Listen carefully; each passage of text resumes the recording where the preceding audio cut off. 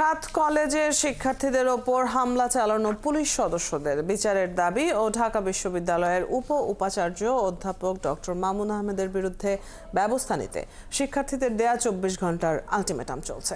এ বিষয়ে আরো খবর নিয়ে ঢাকা কলেজের সামনে থেকে আমাদের সাথে যুক্ত হচ্ছেন সহকর্মী নজরুল ইসলাম। নজরুল, এখন সেখানকার পরিস্থিতি কেমন দেখছেন? শিক্ষার্থীদের আজকের কর্মসূচি কি বলছেন তারা আজকের দিনভর তাদের কর্মসূচি নিয়ে?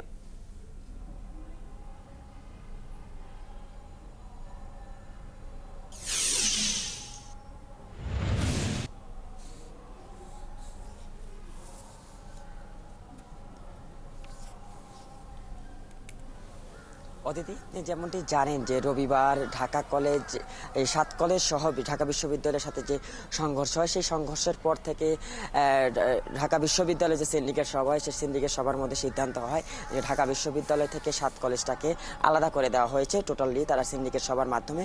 তো তার পরিপ্রেক্ষিতে তার পরবর্তীতে যে সেই সংঘর্ষের সময় যে পুলিশ সদস্যরা আসলে সেই ৭ কলেজের শিক্ষার্থী কিংবা শিক্ষার্থীর উপরে যে অন্যায় বা অবিচার করছে, সেই নিউ মার্কেট থানা সেই পুলিশ সদস্যের বিচারের দাবিতে তারা বিচারের দাবি জানিয়েছিল যে শিক্ষার্থীরা একই সাথে যে ঢাকা বিশ্ববিদ্যালয়ের উপাচার্য শিক্ষা যিনি রয়েছেন মাহমুদুর রহমান, ওনার আসলে বিচারের দাবি এবং পদত্যাগ সহ নানা দাবিগুলো যে তুলেছিলেন সেটা নিয়ে শিক্ষার্থীরা বলেছেন।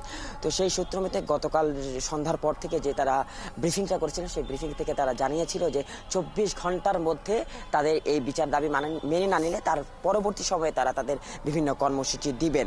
তো একই সাথে বলে রাখতে চাই যে আমরা যতটুকু জানতে পেরেছি যে আজকে ঢাকা কলেজের এই মুহূর্তে অবস্থানে আসলে তেমন কিছু ঘটেনি, কিন্তু বিভিন্ন জায়গা থেকে জানা যায় এবং তারা শিক্ষার্থীর সাথে কথা বলে জানিয়েছে যে এই ২৪ ঘন্টার আলটিমেটামের বিষয়ে এবং পরবর্তী কি কর্মসূচি হবে কিনা তারা সেটা দেখার জন্য হয়তো দুপুর ১টা নাগাদ একটা ব্রিফিং করতে পারে, জানা যায় তারা আসলে জানিয়েছে।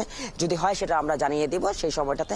এবং একই সাথে বলতে চাই যে এই ৭ কলেজে স্বতন্ত্র বিশ্ববিদ্যালয় করার দাবির পাশাপাশি যে তার আন্দোলন ছিল, সেই আন্দোলনের প্রেক্ষিতে যে ৭ কলেজ ঢাকা বিশ্ববিদ্যালয় থেকে আলাদা হয়ে গিয়েছিল। তো একই সাথে সবকিছু মিলিয়ে তো ঢাকা কলেজের এখন পর্যন্ত কোনো কিছু শিক্ষার্থীদের তেমন আনাগোনা নেই এবং বেলা বাড়ার সাথে হয়তো সেই আনাগোনাটা আসলে বাড়তে পারে। তো এই ছিল আমার কাছে ঢাকা কলেজ থেকে সর্বশেষ। অদিতি, অনেক ধন্যবাদ নজরুল।